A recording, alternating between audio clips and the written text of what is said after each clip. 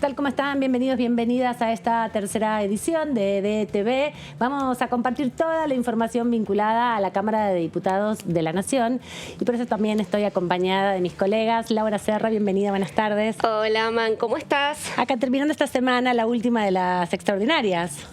Cierto, ¿Viste? es verdad. No había caído en cuenta. ¿Será que pasaron tan sin pena ni gloria, digamos?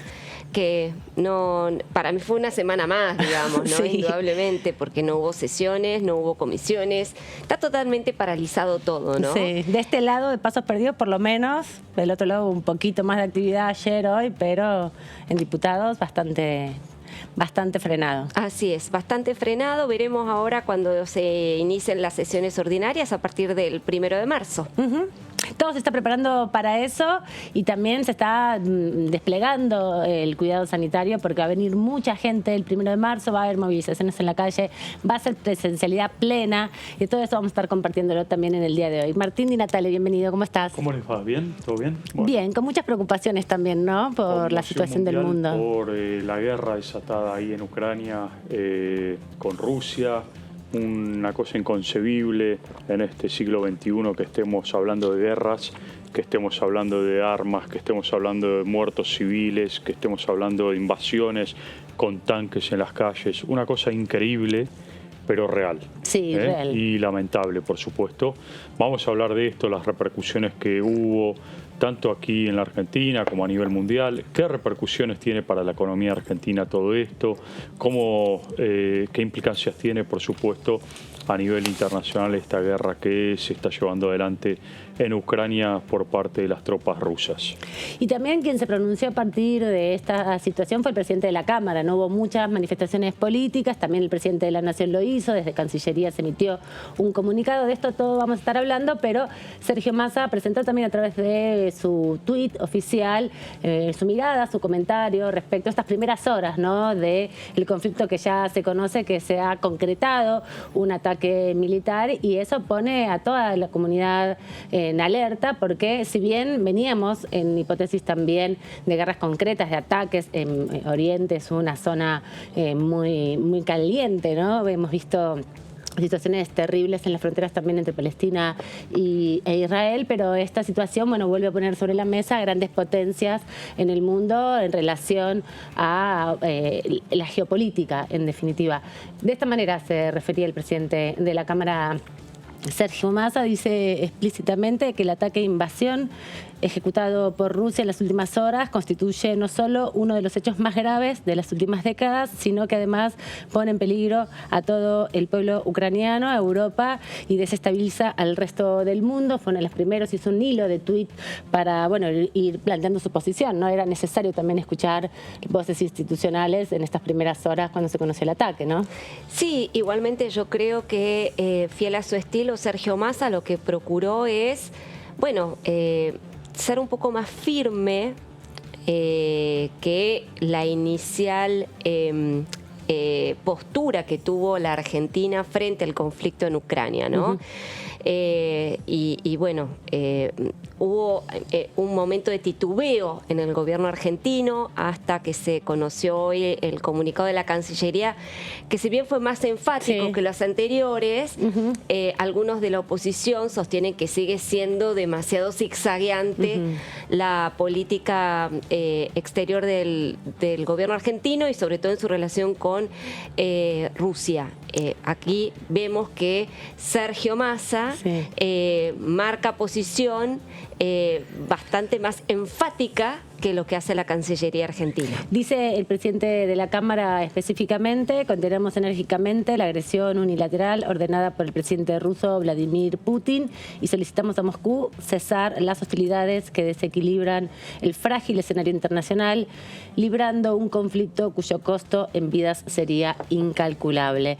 Y agrega también en otro, a través de este hilo de tuit que publicó hace ya varias horas el presidente de la Cámara, La historia enseña que cuando los países actúan siguiendo los impulsos de algunos líderes sin atender principios democráticos, el respeto a las soberanías y los derechos humanos, las consecuencias suelen ser dramáticas, generando heridas que tardan décadas en cicatrizar y curar. Fue otra de las referencias que hizo en virtud a este conflicto que se conoció a primeras horas de la mañana argentina, bueno, los ataques. Argentina, como nación democrática, agrega el presidente de la Cámara, comprometida y respetuosa de los derechos humanos, debe liderar en América Latina la idea de levantar las banderas de la paz y de la democracia como uno de los impulsos necesarios para este momento tan complejo, ¿no, Martín?, de la política internacional. Sí. Y también de, bueno, esto, ¿no?, un escenario que vuelve a ponernos de cara con una irracionalidad muchas veces, con una mirada de resolución de conflictos que a esta altura de los tiempos es impensada también, ¿no? Sí, el presidente de la Nación hace unos minutos también ratificó por medio de un mensaje en Twitter también una postura un poco más firme de condena hacia el ataque de Rusia. Habló concretamente de un pedido que hace la Argentina a Rusia para que cese los conflictos bélicos, para que cese el fuego y que se sienten a dialogar. Pero claro, esto llega, como resaltaba recién Laura, por supuesto, después de una postura un poco ambigua que tiene tres facetas, ¿no?, de parte de la Argentina. Un primer momento donde hay un comunicado la semana pasada de parte de la Cancillería que llama a las partes, ni siquiera habla de Rusia, a destrabar el conflicto en Ucrania.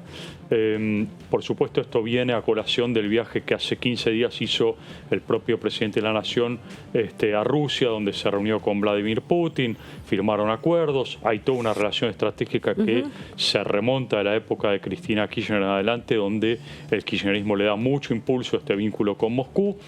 La segunda instancia fue la reunión en el Consejo de Seguridad de Naciones Unidas de la semana pasada, donde ya casi cercado el conflicto, donde se sabía que las tropas rusas estaban movilizadas hacia la frontera con Ucrania, la Argentina en esa participación del Consejo de Seguridad no emite ninguna declaración y ni siquiera hace mención alguna del conflicto.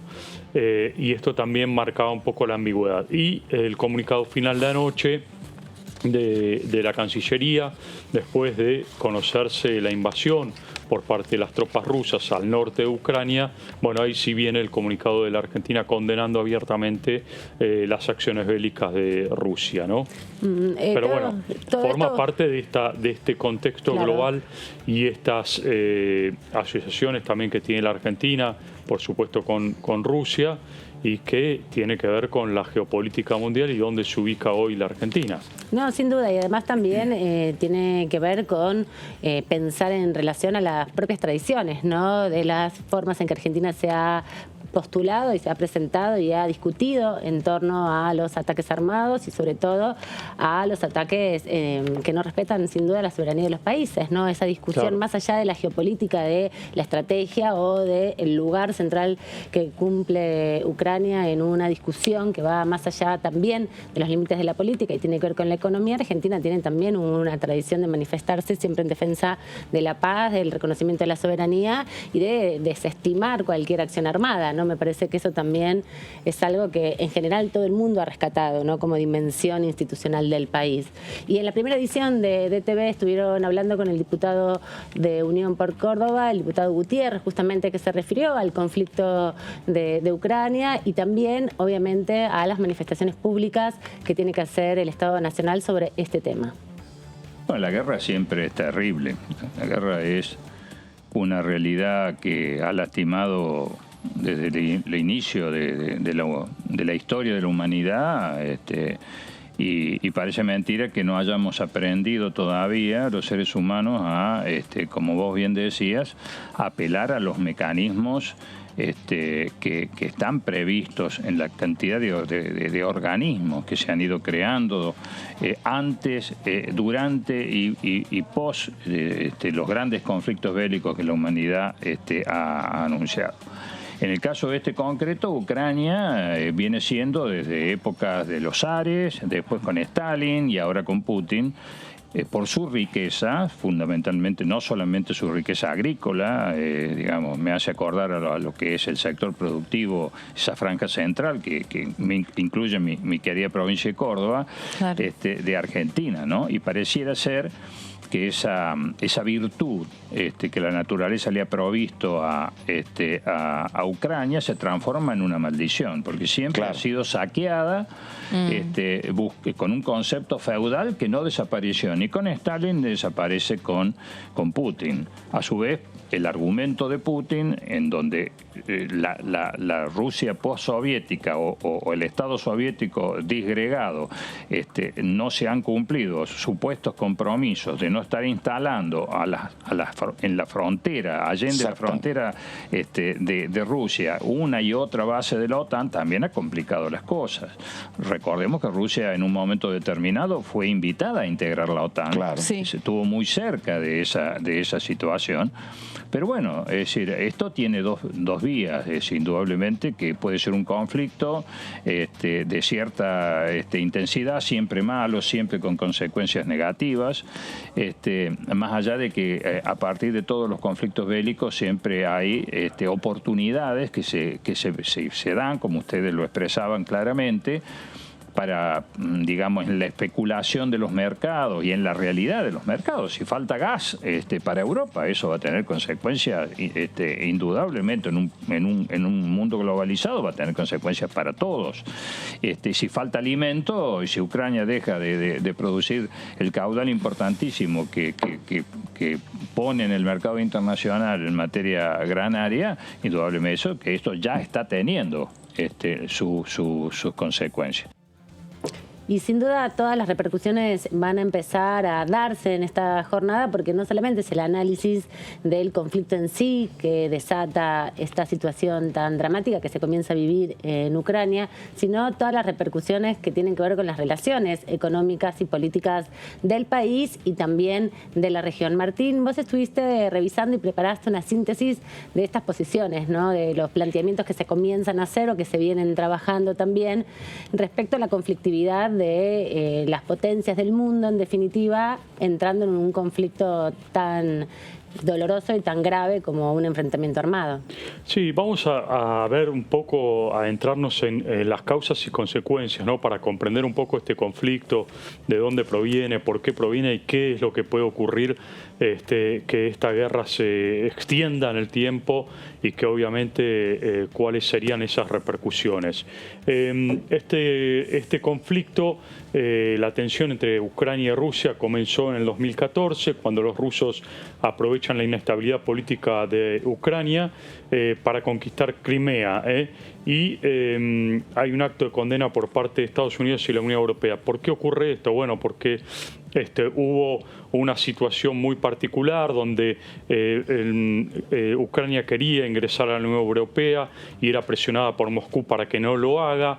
Entonces, a raíz de esto, invade una parte de Ucrania que es Crimea, y a partir de ahí, bueno, se empieza a desatar todo un conflicto que viene de muchos años, por supuesto, no nos podemos remontar de acá a 1000 años atrás, pero lo cierto es que los rusos dicen que Ucrania y sobre todo Crimea formaba parte ya de la antigua Rusia, y los ucranianos dicen que ellos tienen una cultura propia y una Claro, hay una conflictividad también que se da en relación a la división política de esa zona del mundo, previo incluso a la conformación de la Unión Soviética, a la Revolución Rusa, porque es un territorio además que había sido gobernado por zares, en definitiva, ¿no? Y los territorios eran principados y reinados en su tiempo. Claro, esto forma parte después de la Revolución Bolchevique, claro, en el 17, básicamente de lo que después se conformó con las repúblicas soviéticas, ¿no? Todos los satélites que formaban parte un conflicto de complejo, Moscú, porque territorialmente es muy distinto también a la conformación de los estados en Latinoamérica, que es diferente a la de Europa y a la de Asia sobre todo. Claro, recordemos todas las repúblicas soviéticas que formaban parte de esto, Georgia, Azerbaiyán, Kazajistán, Lituania, Estonia, exactamente. Todos esos países junto con Ucrania forman la Unión Soviética. Y lo que hace un poco Stalin con esta invasión también es restablecer ese orden imperial, ¿no? También es un poco esa lectura que se le da a este conflicto. Recordemos que también hubo una invasión, hoy está ocupado el norte de Georgia por parte de las tropas rusas. No es la primera vez que Putin hace este tipo de movimientos bélicos, justamente para restablecer lo que es el orden imperial de aquella Unión Soviética. Bien, pasamos a la segunda placa.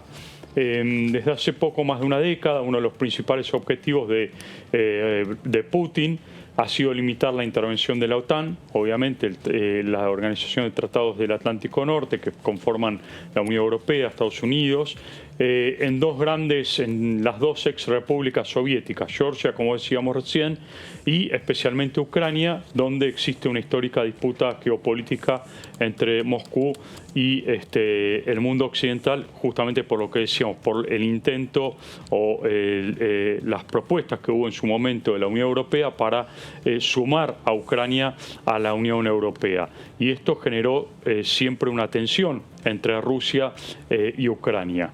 Bien, bueno, en los últimos años existió una tensión muy fuerte entre Rusia y Ucrania, sobre todo por la anexión de Crimea, históricamente habitado por los rusos, tras la crisis política en Kiev que provocó la salida del anterior presidente, Yanukovych, y el acercamiento tanto de los gobiernos de Petro Poroshenko y Zelensky, que es el actual presidente de Ucrania, con la Unión Soviética, como decíamos recién, ¿no? Con la Unión Europea. Con la Unión Europea, perdón. Zelensky, el actual presidente, con la Unión Europea, por esto de tratar de sumarse a los 27 países de la Unión Europea. Bueno, el despliegue de las tropas rusas en Ucrania en estas semanas provocó una escalada de acusaciones entre Moscú y la OTAN. Tanto el organismo de defensa como el gobierno de Biden mantuvieron conversaciones, se intentó una vía diplomática para salir de esto, no se logró. Hubo intervención de otros países, de Alemania también, que forman parte también de la OTAN, con la idea de frenar esta escalada. Finalmente Putin anoche hace este despliegue y avance de tropas sobre el norte de Ucrania y empieza la guerra concretamente con despliegue de tropas y aparte lanzamiento de misiles, ¿no? Sí, sí, claramente. También leíamos en estas horas que hay más de 100.000 personas que están huyendo obviamente de sus territorios porque la situación es realmente espeluznante, ¿no? Que haya un conflicto, una hipótesis de conflicto que se concrete de esa manera en la vida cotidiana, a pesar de que, como bien marcabas Martín, desde el 2014 hay una conflictividad latente importante, claro, pero nunca una persona puede imaginar que se concrete semejante aberración, ¿no? Que es un ataque militar a la sociedad civil, en definitiva. No, absolutamente, eso es, digamos, lo devastador de toda esta guerra, pero lo cierto es que también es un dato de este conflicto que la OTAN ni Estados Unidos van a mandar tropas a la zona donde se está desatando justamente el enfrentamiento, con lo cual te pregunto, Martín, el temor de Ucrania y de los ucranianos puntualmente es ser invadidos, o sea, que la Unión Soviética tome el control y el poder... Rusia tome el control y el poder de Ucrania, digamos, porque no... Que lo vuelva a incorporar a su política nacional. O sea, no es la guerra en sí misma, sino que vuelva a ser anexada a la Unión Soviética, puesto que, claro, Ucrania no forma parte de la OTAN, OTAN no puede desplegar su esquema beligerante frente a la invasión rusa, entonces, digamos, está a merced de Bueno, eso sí está el reconocimiento, ¿no?, claro, de la autonomía ucraniana, ¿no? Eso es lo que está, en definitiva, sobre la mesa, que es el gran conflicto. El tema es que acá, en definitiva, no hay una hipótesis de resolución de esta situación en los organismos internacionales a través de la vía diplomática, a través de una hipótesis pacifista, ¿no?, de encontrar un punto de encuentro, de garantizar también la expresión popular de Ucrania, en definitiva, a través de un sistema electoral, y eso es lo que también pone ponen tan en vilo a muchos de los países que están en relación comercial con Rusia, ¿no? Porque ahí también hay una crisis moral. Acá un poco para responder lo que plantea Laura, que es un punto interesante, de que por qué hoy no se despliegan las tropas de la OTAN justamente en Ucrania y por qué podrían desplegarse en forma unilateral algunos de los países que forman parte de la OTAN. Está claro que la defensa y el armamentismo que tiene Rusia es mucho más fuerte, mucho más preponderante que el nivel de Fuerzas Armadas que tiene Ucrania, sí, ¿no? Sin duda, obviamente hay una desproporcionalidad de las fuerzas. En algún momento lo podemos medir bien en números, pero también es cierto, por otro lado, que Ucrania tiene un poder económico muy fuerte, sobre todo en términos de petróleo, de minerales, de gas.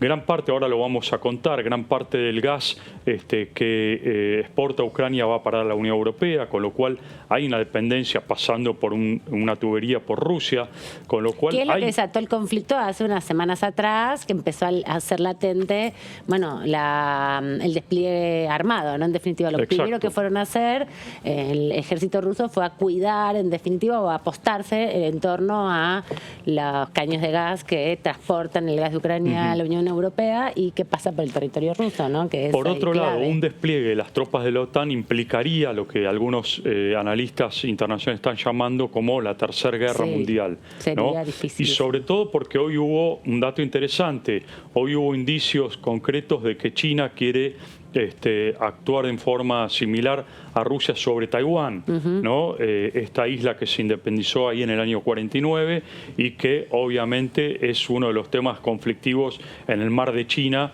reclamado por el Ejército Popular de China como parte de China, y se habla de una China única y no de Taiwán, ¿no? Bueno, este es otro de los temas y focos de conflicto que están alrededor de toda esta situación que se está viviendo hoy en Ucrania. Claro, que no se puede pensar solamente en términos económicos, ni solamente en términos geopolíticos, sino también en idiosincrasias y en reclamos o en procesos históricos, ¿no? Porque es difícil pensarlo en términos solamente que tenga que ver con la economía. También es parte de la discusión histórica de cómo se conformaron esos estados, ¿no? Y qué se reconoce como el estado en definitiva de cada uno de esos territorios. Y sobre todo lo que vamos a ver ahora, que son los separatistas, ¿no? Dentro de la propia Ucrania.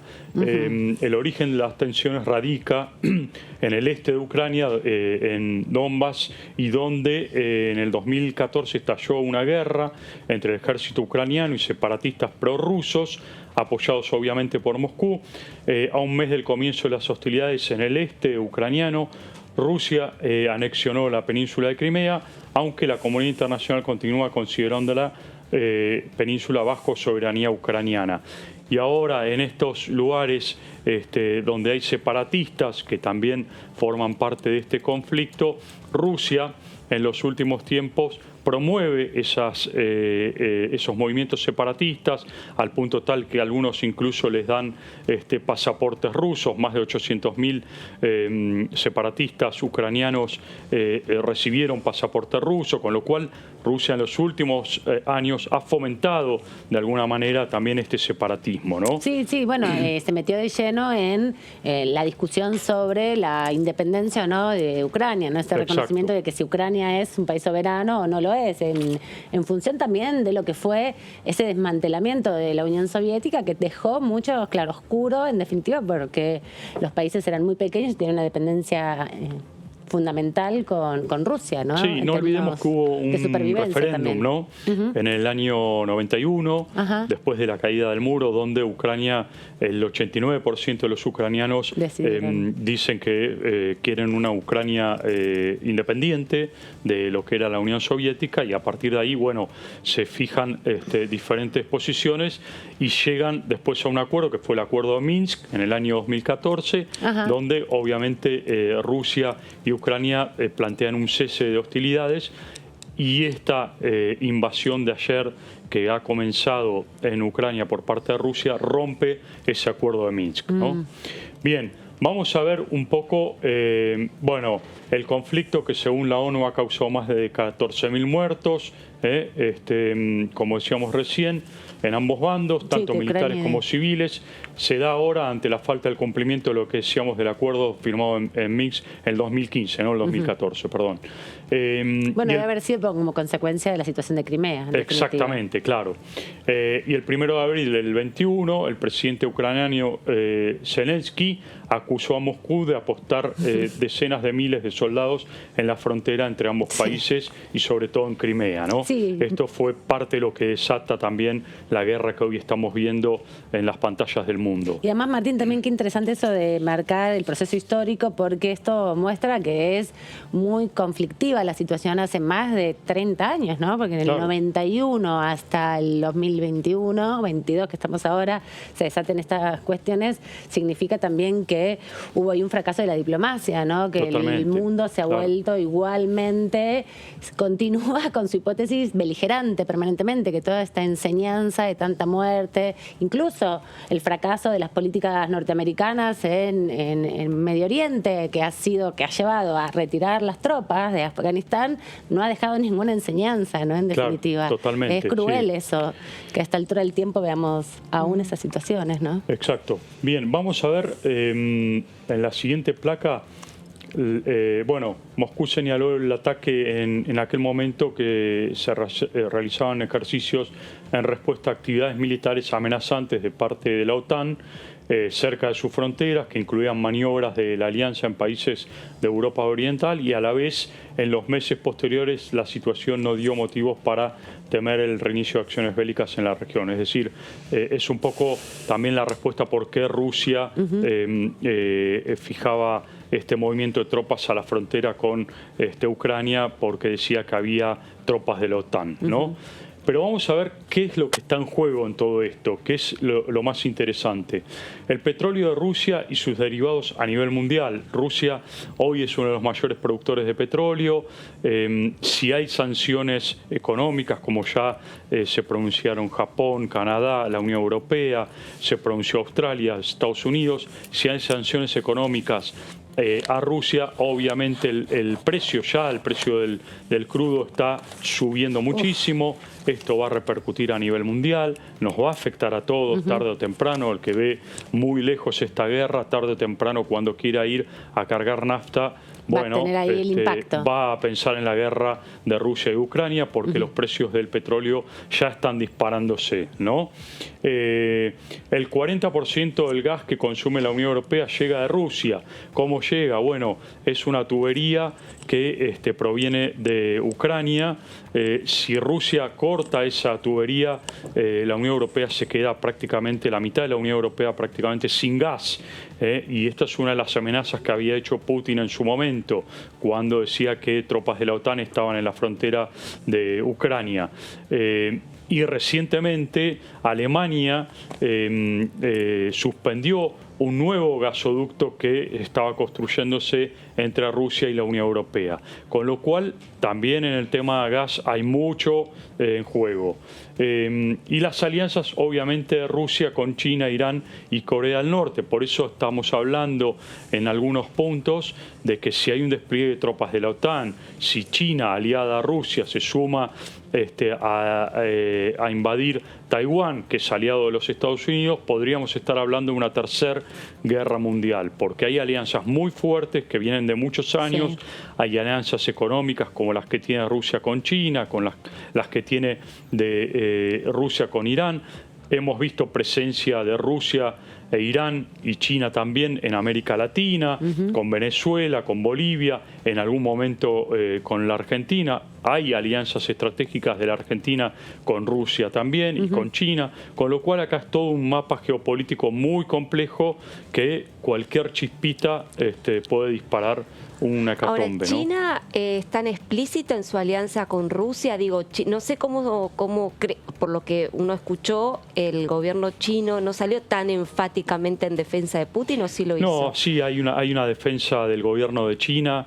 Es una alianza que viene histórica, obviamente desde el 17, la reforma bolchevique, donde después China con su reforma comunista también se suma a ese... Bueno, sí, es una discusión también histórica, ¿no?, que viene hace mucho tiempo, pero me parece que el Lau lo que apunta también es saber si hoy esas relaciones se basan en esa historia en común o también, bueno, hay otra forma de pensarlo. No, hay alianzas económicas muy fuertes también, ¿no? Hay inversiones muy fuertes de China en Rusia, en yacimientos petroleros, hay toda una gran cantidad, una variable importante de inversiones chinas, muchas zonas de Rusia, hay un sistema de defensa muy aceitado también entre ambos países, es muy fuerte. Y después está el petróleo también, ¿no? Obviamente, que forma parte... Bueno, sí, también es parte de los conflictos donde la OTAN aparece permanentemente, donde bueno, el ejército norteamericano también tiene ahí una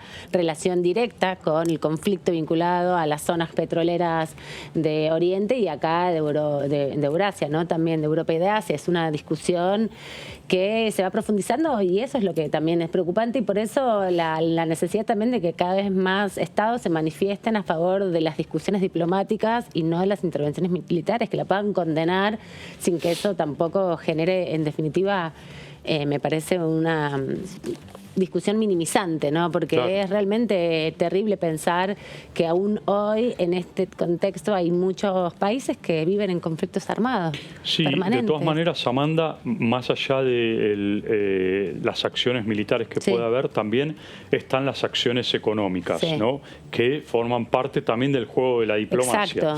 Y es justamente lo que plantean las eventuales sanciones a Rusia y cómo pueden repercutir. Dijimos recién en el petróleo, en el precio del petróleo, en el precio del gas, bueno, también en los commodities. Y acá hay un punto interesante. ¿Por qué?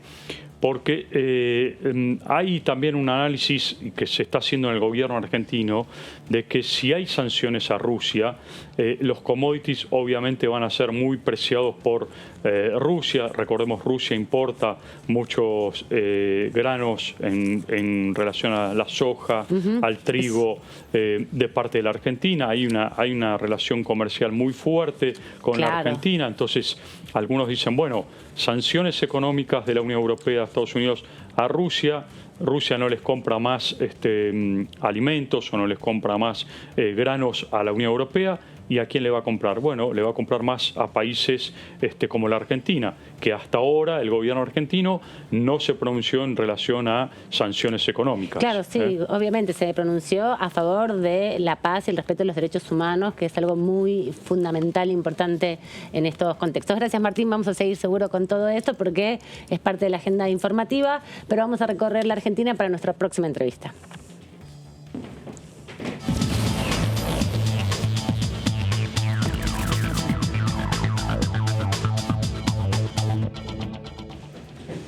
Está del otro lado el diputado Acef. Muchas gracias por recibirnos a esta tercera edición de DTV, diputado del PRO de la provincia de Buenos Aires.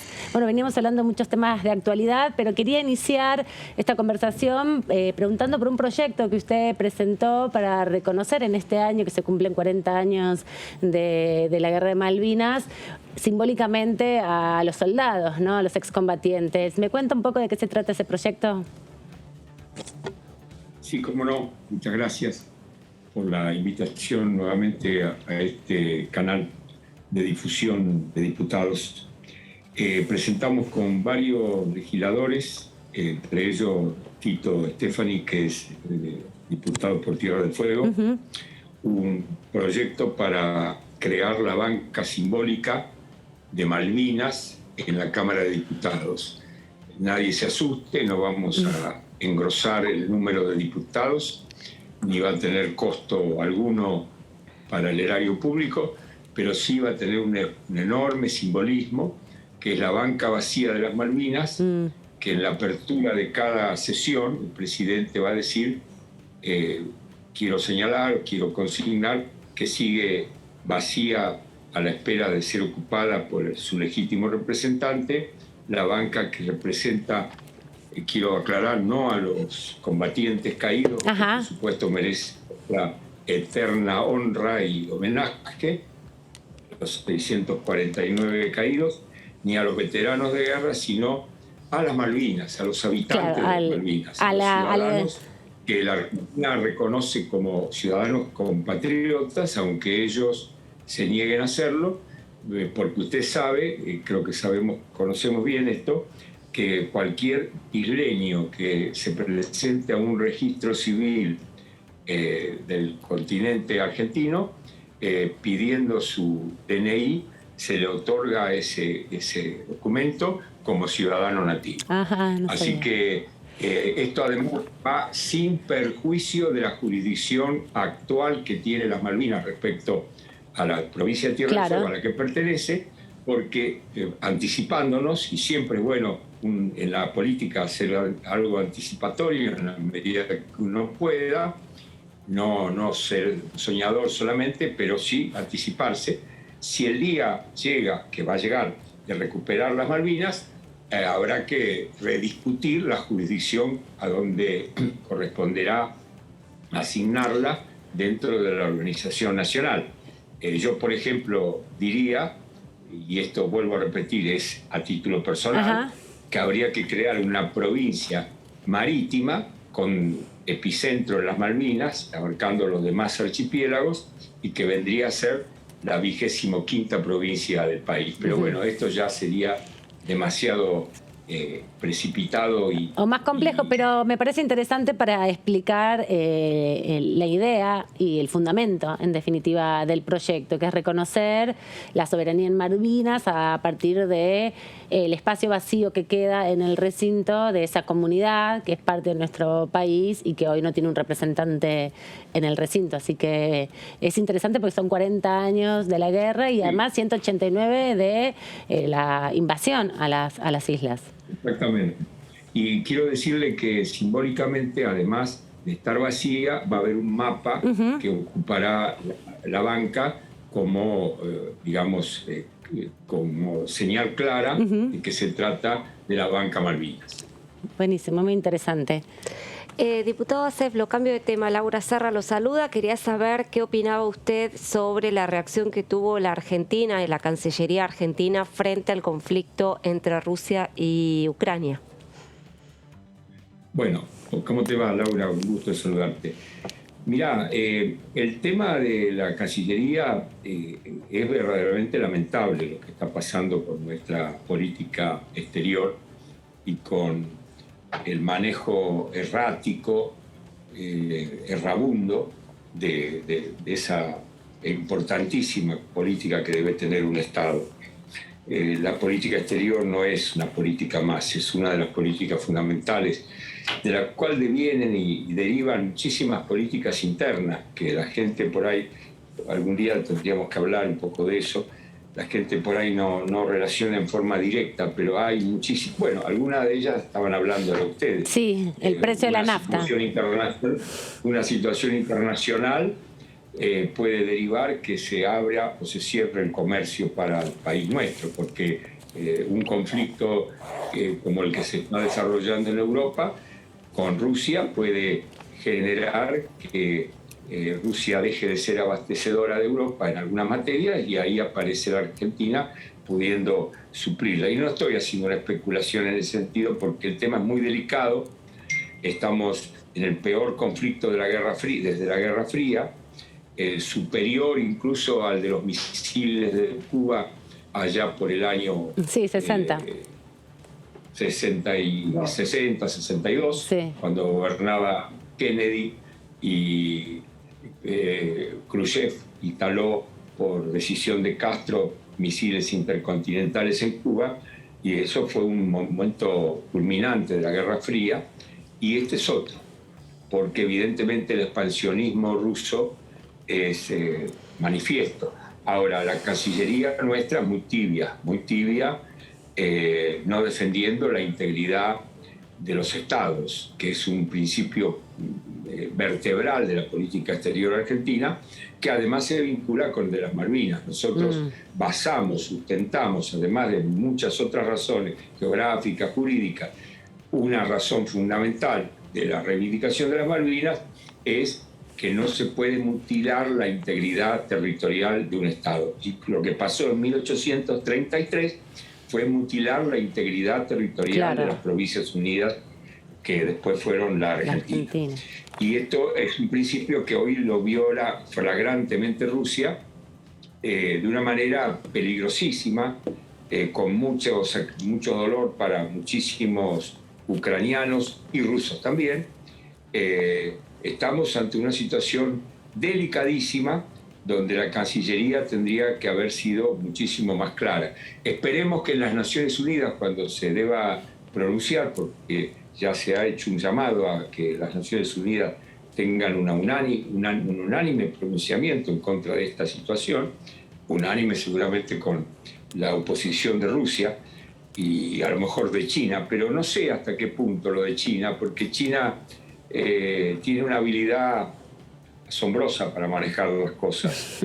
China no se expande sin expandirse, lo hace con una sutileza que es propiamente del arte de los chinos. Está haciendo el desarrollo de la ruta de la seda pacíficamente y se está metiendo en el África y en América Latina de una manera increíble, y lo está haciendo con una sonrisa. Los rusos tienen otra modalidad. Diputado Acef, ¿cómo le va? Martín Natale lo saluda. ¿Qué tal? ¿Cómo le va? Muy bien, diputado. Usted cuando menciona una postura un poco más firme por parte de la Cancillería en este conflicto, ¿está previendo o está evaluando que Argentina debería, por ejemplo, aplicar sanciones económicas a Rusia? Bueno, creo que si la comunidad internacional toma una determinación en ese sentido... Ya la tomó, digamos. Orgánico, muchos países lo han tomado, digamos. Por eso, también habría que contemplar esa decisión, sin duda alguna, porque la Argentina no puede distraerse en esta materia y no puede desacoplarse del concierto de las naciones, sobre todo a las que nosotros pertenecemos, que son las naciones occidentales, Europa y Occidente en general, se han manifestado unívocamente en esta dirección, y nosotros tendríamos que seguir esto. Habría que consultar firmemente con Brasil y México, los principales países de América Latina, y tomar una decisión conjunta. Eso también me parece elementalmente necesario, porque tampoco se trata de que la Argentina tome una decisión económica contra Rusia y algún vecino importante como Brasil no adopte similar decisión. Tiene que ser conjunta. Esto sí quiero remarcarlo. Diputado, y lo traigo a propósito de lo que planteaban de las relaciones económicas, también a un tema que va a estar atravesado sin duda por toda esta conflictividad internacional, que tiene que ver con la relación con el Fondo Monetario Internacional, ¿no? Porque todo está relacionado con todo en este tiempo y repercute la tensión política de un lado y del otro del océano. Preguntarle también en función de si algo de todo esto va a estar en discusión en relación al acuerdo con el fondo, porque bueno, cada vez se pone más complicada la situación mundial y económica de la Argentina, y estamos con la necesidad de definir un acuerdo con el Fondo Monetario Internacional para que, bueno, por lo menos el país pueda reprogramar los vencimientos del acuerdo del 2018, que son muy difíciles de afrontar, no solamente por la crisis económica, sino porque eran procesos de montos muy grandes para poco tiempo, ¿no? La verdad que procrastinar, dilatar el acuerdo con el Fondo Monetario Internacional fue un mal cálculo que hizo el gobierno. Fue un mal consejo que dio Guzmán al presidente de la República, si es que lo dio él, pero lo cierto es que este acuerdo con el fondo era ideal haberlo celebrado en el año 2020, en plena pandemia, cuando la situación era muy favorable para celebrar ese acuerdo y celebrarlo en mejores condiciones que hoy, que cada vez que pasa más tiempo viene más conflictuado, y además ahora se le agrega este conflicto internacional gravísimo de Rusia con Ucrania, que hace que Estados Unidos, primer accionista del Fondo Monetario, Europa y Japón, que son los otros segundos, terceros accionistas del Fondo Monetario, miren ya mucho más minuciosamente y con mayor escrupulosidad qué es lo que hace la Argentina en materia internacional. Cualquier dubitación que tenga la Argentina en materia de definición de dónde se apuesta, dónde se coloca, dónde se ubica la Argentina, puede también tener sus costos en materia de el acuerdo con el Fondo Monetario. Creo que no peligra el acuerdo, porque el Fondo Monetario también está interesado en acordar. En este caso, eso juega a favor nuestro. Lo que no juega a favor nuestro son nuestras dubitaciones, las dubitaciones internas, las vacilaciones internas, las divisiones internas que tiene el Frente de Todos y algunos aspectos que complican, como digo, la situación, y ahora con este agregado del conflicto bélico en el centro oriental de Europa. Pero creo que el acuerdo va a tener que salir. Yo ya lo he dicho varias veces, no me refiero a la letra chica del acuerdo, no me refiero a todo lo que el gobierno con su política económica debe comprometerse a llevar adelante, y es un tema del gobierno, no es un tema de la oposición. El tema de la oposición es allanarle legalmente, de acuerdo a la vigencia de la última norma que se sancionó el año pasado, que la posibilidad de acordar la prórroga del endeudamiento. Eso hay que acordar, no hay ninguna duda. Y en todo caso, en última instancia, si no están claras las cuestiones, deberemos abstenernos.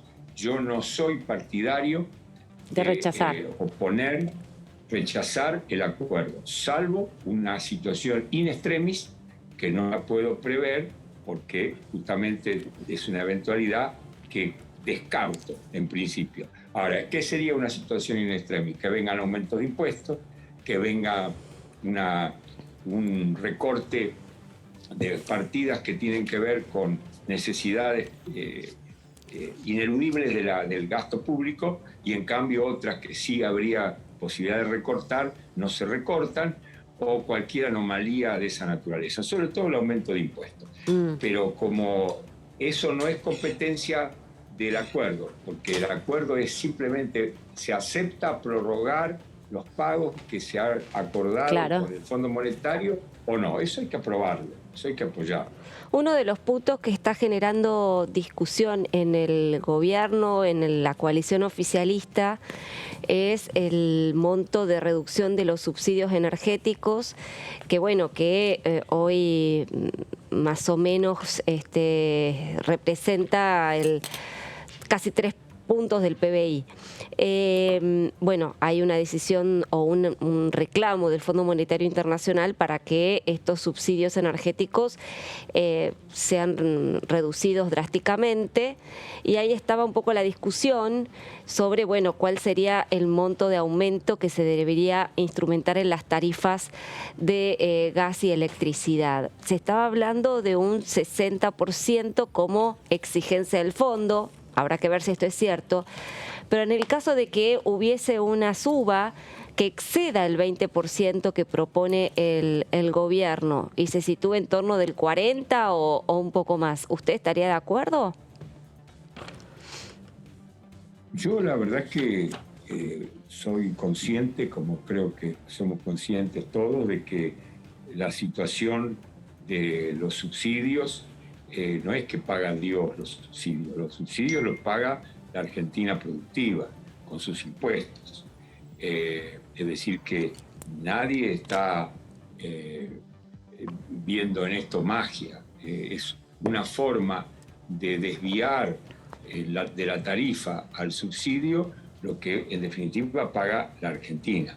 Entonces, sincerar la situación, todo lo que corresponda y lo que se pueda hacer en forma no drástica, pero sí en forma sustantiva, en forma consistente, me parece que ayuda a que las reformas que este acuerdo con el Fondo Monetario implican o deben implicar favorezcan el saneamiento de nuestra economía. Uno de los saneamientos que hay que hacer es ir eliminando subsidios. Fíjese que con el 20% de aumento de la tarifa, no se está reduciendo el monto de los subsidios, es decir, que quedamos empatados ahí. Y eso es muy, muy grave, porque hay aumento, va a generar inflación, pero no hay disminución de los subsidios en su monto. Es decir, estamos en un escenario bastante más que complicado, objetivamente hablando. En cambio, si nosotros hiciéramos una eliminación de los subsidios de forma... nos autoimponemos, no solamente porque lo acordamos con el Fondo Monetario, porque esto hay que resolverlo y lo segmentamos bien, lo hacemos sin que afecte a los sectores más vulnerables, pero vamos sincerando estas tarifas y eliminando o reduciendo los subsidios. Estamos haciendo una reforma estructural que es necesaria para el saneamiento de la economía. Pero, diputado... En ese sentido, nosotros no podemos dejar de decir la verdad, porque la verdad es la única que nos puede habilitar para generar confianza en la relación con la sociedad. Pero yo le quería preguntar si en definitiva los servicios son, las tarifas son de los servicios públicos, ¿no? El agua, el gas, la luz. Y si no son derechos básicos de la ciudadanía, que el Estado tiene que garantizar el acceso a un precio razonable de esas tarifas. La dinámica de los subsidios, más allá de la segmentación que se tenga que hacer, porque hay muchos sectores que son subsidiados y no son sectores asalariados, en definitiva, no son trabajadores, ni que hablar de los sectores que no tienen trabajo, que tienen trabajo no registrado, pero los trabajadores registrados, a través del subsidio no es una forma también de morigerar el impacto de la inflación en los salarios, no es una forma también de incremento salarial encubierto de alguna manera para garantizar, bueno, mejores condiciones para los trabajadores y las trabajadoras. Digo porque en general los servicios públicos son un derecho básico de la ciudadanía, ¿no? El acceso a una vivienda y una vida digna. Claro. Nadie puede negar lo que estás diciendo, es un derecho básico. El agua, la luz, el gas, el trabajo, la vivienda, la educación, la seguridad, la justicia, son todos derechos básicos. Ahora, todos esos derechos hay que organizarlos de modo tal de que sean sostenibles. Y que algunos se pagan y otros se reciben gratis, digamos, claro. También. No, ninguno es gratis. Eso yo ahí. No, entiendo, pero digo, uno no paga por lo que utiliza, digamos. Es verdad, hay tasa de justicia. Nada gratis. Vuelvo a repetir.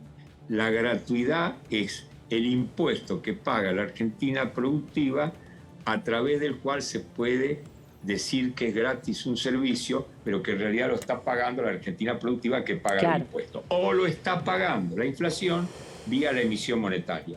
Es decir, en este último caso, esa gratuidad es catastrófica. Y en el otro caso, es exprimir a la gente que produce hasta un punto que si lo llega a superar o extralimitar, esa gente dice, yo no quiero producir más. No, lo que decía de gratis es que por los servicios públicos uno paga, ¿no? Según lo que consume, en cambio por el acceso a la salud, por ahí uno paga una cuota, pero no es en la misma proporción. Y además el servicio de los servicios públicos son empresas privadas, ¿no? Que prestan ese servicio. El resto son responsabilidades del Estado, no tanto la salud, la justicia, la seguridad. Pero la empresa privada tiene que tener, para poder mantener el ritmo de inversiones y de expansión que necesita todo el servicio, las mejoras tecnológicas, todo eso requiere inversiones, tiene que tener una rentabilidad, eso lo sabe el ABC, de la economía. Sí. Si no hay rentabilidad, no hay inversión. Y si se va a hacer cargo el Estado de esto, ya sabemos que es un sobrepeso que asume el Estado, que tiene que ver con ese sobredimensionamiento del Estado que finalmente sabemos que no da buenos resultados. Por lo tanto, hay que tener mucho cuidado, mucho equilibrio en manejar esto para que esos derechos básicos estén garantizados, pero que la economía pueda funcionar para sostenerlos. Diputado, volviendo al tema Malvinas, pues me quedé pensando... Usted, más allá del debate, obviamente, por el tema de soberanía, que no está en discusión para nada, que todos coincidimos que corresponde el reclamo de soberanía argentino en Malvinas, que hay una invasión, pero digo, ¿usted es de los que cree que hay que dialogar con los isleños, que hay que sentarse a entablar un vínculo con ellos, o directamente hay que tener una política beligerante y una política, digamos, distante de los isleños? Es una pregunta, bueno, todas las que me están haciendo en general son complejas, pero esta pregunta tiene una primera aproximación de respuesta, en el sentido de que no debemos ser ni ingenuos ni beligerantes, ni belicosos, pero tenemos que ser muy firmes y tenemos que actuar con lo que yo diría que no es una palabra fea, es una palabra del idioma que además hay que manejarla bien y tenerla siempre presente, con un poquito de astucia. Uh-huh. La beligerancia, en algunos aspectos, puede ser positiva si lleva a que la otra parte diga, no, yo así en esta situación no me conviene seguir, porque hay mucha crispación, mucha tensión, mucho conflicto en puerta, mucho gasto además que me demanda, voy a sentarme a la mesa a negociar. ¿Dónde estaría la parte beligerante? Bueno, no me van a poder explotar fácilmente los hidrocarburos, no me van a poder dar permisos de pesca a diestra y siniestra y yo voy a seguir contemplativo.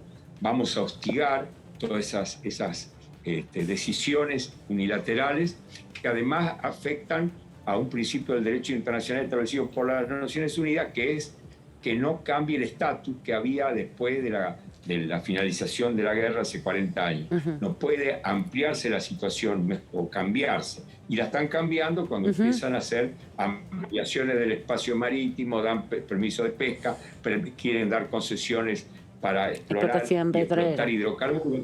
Entonces, esa es la parte beligerante. La otra, la parte amigable pero en serio, es insistirle a los isleños, señores, ustedes tienen los hospitales de Comodoro Rivadavia, no para que se atiendan gratuitamente, seguramente después se les puede pasar la factura uh-huh. a la obra social a la que ustedes pertenezcan, porque seguramente alguna cobertura deben tener los isleños, pero no tienen la complejidad de equipamiento que necesita a lo mejor el tratamiento de alguna enfermedad, claro. alguna morbilidad.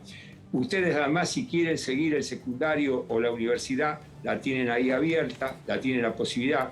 Si quieren viajar al mundo y por supuesto al continente argentino, pueden hacerlo, pero ellos hasta ahora se vienen negando a todo eso. La posibilidad de que haya diálogo depende mucho de cómo se calibran y sopesan estas dos políticas, la hostil y la amigable.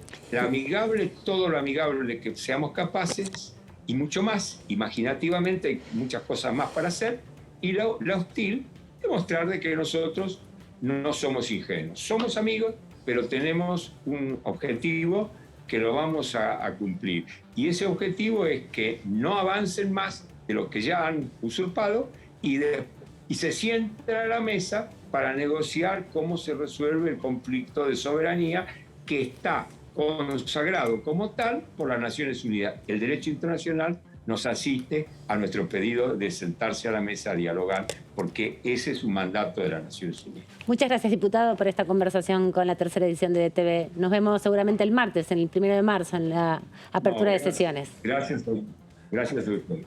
Saludos. Hasta luego. Gracias. Nosotros nos vamos a una pausa y volvemos enseguida. Hasta un minuto nomás. Quédense ahí.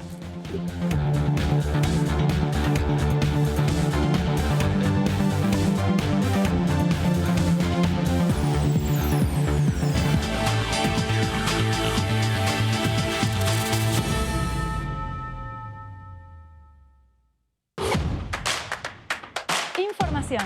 Análisis. Diálogo. Consenso. Innovación. Economía. Ambiente. Tecnología. Federalismo. Pluralidad. Oficialismo. Oposición. Todo lo que sucede en el Congreso. Te lo contamos nosotros. Porque somos tu voz en el Congreso. DTV, el periodismo en el Congreso. ¿Qué es tener tu casa propia? ¿Es tener un título que diga que es tuya? Sí, pero es más que eso. Es saber que vos y tu familia van a tener un lugar al que puedan llamar casa. Y a partir de ese momento, todo cambia. Los mates van a tener un sabor único. Las pastas van a ser más ricas que nunca. Y las noches en familia más divertidas. Por eso lanzamos Casa Propia, un plan nacional de vivienda para que cada argentino y argentina pueda tener su casa. Conoce más en argentina.gov.ar/Casa Propia. Casa Propia es construir futuro. Reconstrucción Argentina. Ministerio de Desarrollo Territorial y Hábitat. Argentina Presidencia. ¿Cómo le va? Esto es la segunda edición por aquí, por Diputados Televisión. Yo, en lo personal, digo, pónganse de acuerdo, unifiquen personería, diríamos, en derecho, vengan, díganos qué quieren hacer y a partir de ahí vamos a resolver nosotros como grupo político opositor qué hacer. Yo no creo que sea demasiado difícil que acordemos con el oficialismo un proyecto de ley que nos satisfaga a todos. Me gusta la sinceridad, en este caso de Máximo, que ha planteado que él como representante del bloque y no estando de acuerdo en una ley no puede seguir adelante en el lugar y me parece realmente positivo que él tome esa decisión. De lunes a viernes. Las sesiones son el espacio donde los diputados debaten proyectos de ley para su aprobación, modificación o desaprobación. En una misma sesión se pueden tratar varios proyectos de ley. Desde el 1 de marzo, cuando el presidente las inaugura, se desarrolla el periodo de sesiones ordinarias. Entre el 1 de diciembre y el 28 de febrero se extiende el periodo de sesiones extraordinarias que solo pueden ser realizadas a pedido del presidente de la Nación. En el recinto, el bloque oficialista se dispone a la derecha del presidente de la Cámara, el bloque opositor mayoritario a la izquierda y en el centro los bloques con menos cantidad de integrantes. En el tratamiento, en general, los diputados tienen 7 minutos y los jefes de bloque entre 20 y 12 minutos conforme al número de legisladores que representen. La sesión es dirigida por el presidente de la Cámara de Diputados, que administra el uso de la palabra y las distintas instancias del funcionamiento. A la izquierda del presidente está el secretario administrativo, a la derecha el secretario parlamentario y debajo de él están los taquígrafos, que registran cada uno de los testimonios. Mis viejos no tuvieron una vida fácil y siempre se esforzaron para que yo tenga una vida mejor. Mi sueño es tener una casa y una familia. Y por eso, que hoy tengo mi trabajo, siento que estoy cada vez más cerca de lograrlo. Yo creo que la asignación universal por hijo fue parte de mi vida y de mi camino hasta acá. Soy técnico electrónico y trabajo en la central hidroeléctrica de Cinco Saltos. Asignación universal por hijo, igualando oportunidades. ANSES. Reconstrucción Argentina. Argentina Presidencia. Acá estamos para contarles todo lo que tienen que saber en materia parlamentaria. El principal desafío político de la Argentina, desde 2022 hasta fin del mandato de Alberto Fernández, es la cohesión de la coalición de gobierno. Nosotros, por supuesto que estamos de acuerdo con el proyecto que se viene impulsando desde el Gobierno Nacional. Los costos de producción, caso fertilizante, que es un insumo muy importante, han subido más del doble. De lunes a viernes.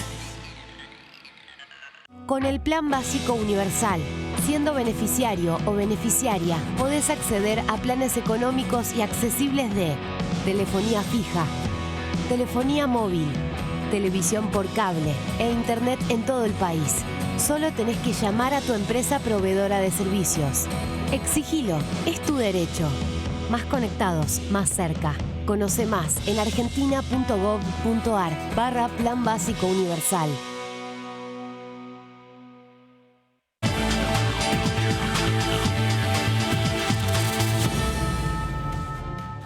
Una nueva hora de la tercera edición de DTV y tenemos el orgullo aquí de tener al diputado de la coalición cívica, Rubén Mansi. ¿Cómo está? Bienvenido de Catamarca. Muy bien, muchas gracias por la invitación. Siempre nos gusta traer a los diputados porque tenemos ocasión de hablar un poco más en profundidad de la actualidad. Y nos liberamos del Zoom un rato. Sí, y además es más fácil relacionarnos, vernos de cuerpo entero. Bueno, ya que habla del Zoom, este martes es la inauguración de las sesiones con presencialidad plena. Total. ¿Cómo cree que se va a desarrollar esa situación? Porque es la primera vez, después de 2 años, donde va a haber tanta gente en el recinto. Sí, bueno, yo estuve viendo las normas que pusieron. La verdad que me parecen correctas. Los que tengamos plan de vacunación completo, no necesitamos testearnos. Los que no lo tienen se tienen que testear, en fin.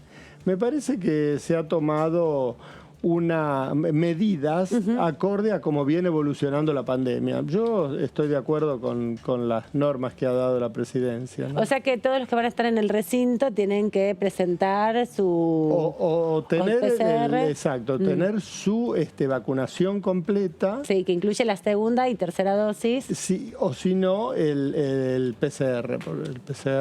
Claro, porque negativo. También hay un momento donde por suerte van bajando, van disminuyendo los casos de contagio, los casos graves, las muertes, y también eso va generando una nueva realidad que hace ajustar la que es un poco normativa. Este paso, esperemos que no aparezca una cosa nueva, inesperada, pero es este paso de una epidemia a una endemia. O sea, seguramente va a seguir habiendo casos, como hay casos de gripe, digamos, no es que la enfermedad vaya a desaparecer, pero tampoco no va a golpearnos en la magnitud ni en la gravedad con que nos golpeó en su momento, sobre todo la segunda ola nuestra, ¿no? De aquí de Sudamérica, que fue muy dolorosa violenta para la Argentina. Y también en relación a eso quería aprovechar y preguntarle, ya que usted viene de la medicina, porque hay un proyecto que tiene que ver con la resistencia antimicrobiana, que también medio se descubrió, se puso en alerta en este contexto, ¿no?, de la pandemia. Bueno, en realidad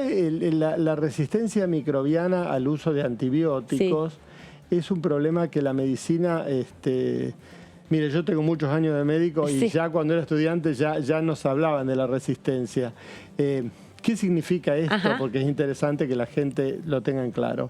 Significa que el microbio A, pongámosle Escherichia coli, hace 40 años era súper sensible a dosis baja de un antibiótico. Hoy esa misma bacteria le tenemos que dar otro antibiótico mucho más potente que el que resolvió el problema hace 40 años. ¿Qué pasó? Los microorganismos empezaron a desarrollar resistencia a los antibióticos. A la medicina, digamos. Exacto. Pero esa resistencia no es casualidad. Esa resistencia viene por nuestros propios errores. Digo nuestros, digo los médicos humanidad. Y digo las personas en general. Porque muchas veces usamos antibióticos que no se ajustan exactamente a la indicación. A las dosis. O ese antibiótico no es lo mejor para esa bacteria. Entonces esa bacteria ya se vuelve más resistente, es como que toma contacto con este antibiótico y desarrolla una resistencia que después puede desarrollar resistencia cruzada hacia otro antibiótico.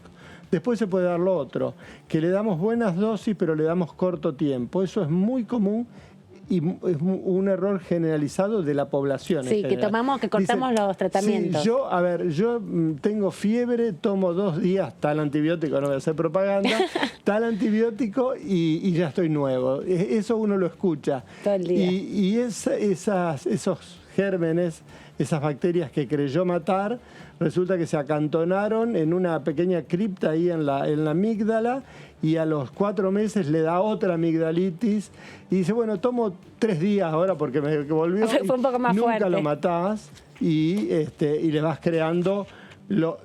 acá se aplica ese dicho que dice, muy del campo, que dice, lo que no mata engorda. Sí. Bueno, lo estamos engordando a las bacterias. Entonces...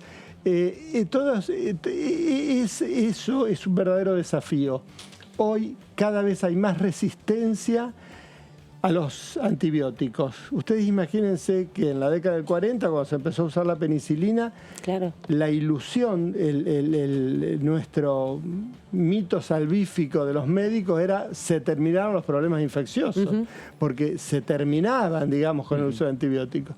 Pero bueno, la biología no es tan simple y da estas vueltas de rosca. Le preguntaba porque justamente me parece interesante, porque parece que fuera un tema complejo, un tema que no tiene que ver con la vida cotidiana, pero como bien decía usted, tiene que ver con las actitudes y con la forma en que la propia humanidad, a sus propios descubrimientos, los ha terminado afectando, ¿no? Hay una crisis de, usted dice, en el 40 se descubre la penicilina y pasaron 80 años de los 40 y ya estamos en esta situación donde nuestra propia acción, una invención tan importante como la penicilina, la puso en crisis. Y yo digo que también, yo lo dije mucho durante la pandemia, y perdonen si les repito el igual concepto, está bien actualizarlo. Pero yo digo que en el fondo estas cosas son una ruptura del equilibrio entre especies. Porque, digamos, no se trata de salir a matar a los gérmenes. Los gérmenes también los necesitamos para una serie de cosas. Y hay gérmenes que se llaman saprófitos que viven en nosotros y que no son patógenos y que esos gérmenes también forman parte de nuestro equilibrio. Por ejemplo, en la flora intestinal. Por ejemplo, muy conocida. Esos gérmenes forman una organización, llamémosle de alguna manera, que es la biótica, que también tiene que ver con la inmunidad. Entonces, nosotros a veces actuamos muy torpemente. Somos como depredadores. No tenemos idea de los equilibrios ni ambientales, uno por desconocimiento y otro porque la humanidad es muy céntrica, ¿no? Y cree que el mundo gira alrededor nuestro. Nosotros creemos que el mundo gira alrededor de la humanidad y en realidad la humanidad es parte del mundo. De un equilibrio. Y eso también llevó a estos desequilibrios, a estos hierros de la medicina. Hoy en las terapias intensivas, en las internaciones, uno de los problemas mayores son las infecciones intrahospitalarias que generalmente son resistentes a muchos antibióticos. Diputado, lo saco del tema medicina. Está bien, si no me voy a aburrir. No, pero me parece que también es interesante porque se hablan de estos proyectos y pareciera que no tienen que ver con la vida cotidiana. Tienen que ver con la vida cotidiana. Pero tienen mucho que ver y con la actitud de la humanidad también. Por primera vez, por primera vez vamos a estar legislando sobre los gérmenes. Buen concepto, buen concepto. Yo lo meto en otro tipo de gérmenes. En otro problema. Tiene que ver con los gérmenes vinculados con el FMI y el acuerdo gobierno-FMI. Sorprendió mucho el proyecto de ley de la coalición cívica a la cual usted pertenece esta semana. Hubo múltiples lecturas sobre ese proyecto de ley que plantea o habilita al Poder Ejecutivo a que no pase por el Congreso y se acuerde directamente por parte del Poder Ejecutivo este entendimiento con el Fondo Monetario Internacional. Algunos dijeron, bueno, Lilita Carrió, la coalición cívica está corriendo por izquierda del gobierno, está tratando de forzar una decisión para que no pase por el Congreso, está tratando de pinchar a los kirchneristas que no están definidos. ¿Cuál es? E incluso algunos que plantean, algunos constitucionalistas que dicen es imposible que se haga este planteo porque todos los acuerdos internacionales deben rechazarse o aprobarse, pero deben pasar por el Congreso. ¿Qué lectura política hace usted? Bueno, nosotros venimos ya diciendo nuestra posición, que hay que tratar de destrabar el acuerdo con el Fondo Monetario. No porque estemos enamorados del fondo, ni porque estemos enamorados de este acuerdo, sino porque somos conscientes que obturar un acuerdo con el Fondo Monetario Internacional es más sufrimiento para la Argentina. Aislarse del mundo, que no haya insumos para la industria argentina, que el dólar se vaya más arriba, que el riesgo país aumente, que haya más inestabilidad política y social. Entendiendo esto claramente, para nosotros lo principal en esto no es el gobierno, no es Alberto, no es la pelea atroz entre Alberto y Cristina o Alberto y Máximo. Eso no es lo principal. Para nosotros lo principal, el centro es el interés del país.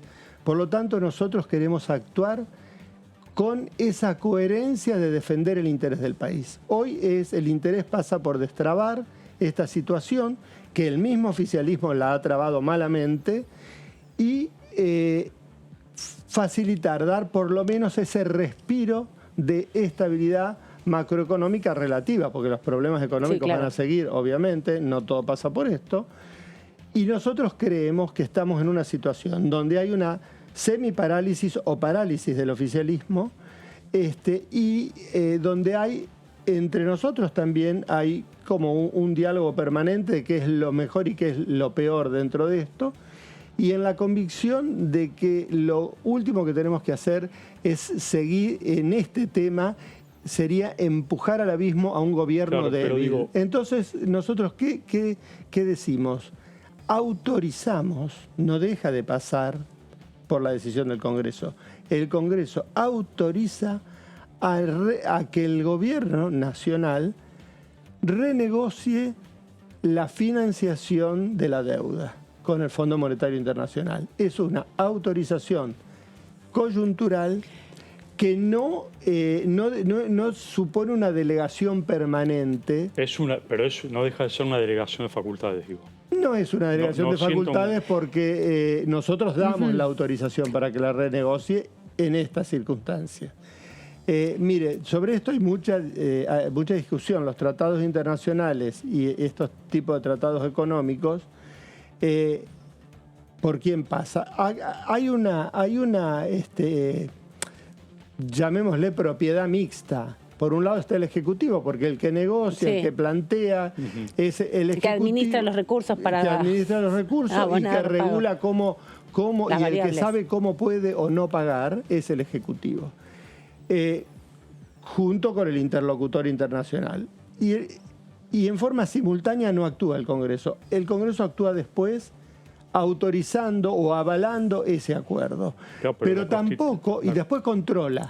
Después no sigue diciendo, bueno, ahora pidan el stand-by, ahora no tiene esa capacidad de intervención. Pidan 500, ese error lo tiene el Ejecutivo. Y nosotros creemos que dado estas circunstancias, en donde los propios legisladores oficialistas dramáticamente no se han puesto de acuerdo, nosotros tenemos que tratar de destrabar la situación y creemos que esta es una herramienta que puede funcionar o no. Puede no ser necesaria, porque si hay un acuerdo previo, puede no ser necesaria, pero si no, está esta puerta de escape para impedir esa obturación de la negociación con el fondo. Y esto es un proyecto que ustedes analizaron luego de pensar y repensar lo que fue la sesión del presupuesto 2022. La sesión del presupuesto también nos marcó y nos condicionó, porque la sesión del presupuesto en realidad, que fue una sesión que tiene en realidad mucho menos impacto que por supuesto. Porque, es más complejo. Es más, hoy el gobierno podría estar enviando la semana que viene el presupuesto para que funcione. O sea, eso en estas circunstancias y con un presupuesto que estaba absolutamente ficticiamente dibujado en lo macro, porque decíamos que teníamos una inflación del 34% al año, un dólar que no va a ser así, etcétera, etcétera. Eso no tenía en la vida cotidiana el impacto que puede tener. Obviamente, sí. Pero sí influyó esa tensión que se generó a la madrugada, después de una sesión muy larga. Sí, fue a las 9 de la mañana. Me acuerdo bien porque estaba saliendo al aire. Bueno, yo trataba de decir la hora, pero no me acordaba ya que hora fue. La realidad es que hubo un espacio de tiempo hasta que terminó la sesión de mucha tensión. Sí. Entonces, creo que... Y ustedes jugaron un rol importante ahí como coalición cívica. Digo, ustedes estaban tratando también de bajar un poco los ánimos. Nosotros sí, tratamos de no... A veces en la tarea parlamentaria uno, sin pensarlo, se está retroalimentando. Se está retroalimentando... el famoso pasarse de rosca, digamos. Claro, exacto. Y sobre todo cuando es a la mañana, después de muchas horas. Y tanta tensión. Eso, la verdad, no es la primera vez. Si ustedes hacen memoria, sesiones largas, los picos de mayor tensión y de recalentamiento interno son en general a la madrugada o a la mañana, después de muchísimas horas de debate. Ahora, ¿y usted qué dice con respecto a aquellos que dieron una lectura un tanto pícara de Lilita Carrió respecto de decir, bueno, con este proyecto de ley se fuerza al gobierno a aprobar casi a libro cerrado el acuerdo que es cuestionado por el propio kirchnerismo, el kirchnerismo va a patalear por esto? Sí, sí. ¿Qué pueden Mire, llegar a...? yo hace casi 22 años que no solamente que la conozco a la doctora Carrió, sino que sigo en el camino de ella, político de ella. Y yo creo que a esta altura diferencio muy bien cuando ella desarrolla una estrategia política y cuando ella realmente antepone un principio. Y yo creo que acá ella lo que está haciendo vuelvo a repetir, a esta situación crítica del gobierno, Lilita lo que está anteponiendo es un principio. El principio de protección a la Argentina como país y el principio que tenemos que honrar las deudas. Yo creo que eso está por encima de cualquier especulación cortita o chiquita.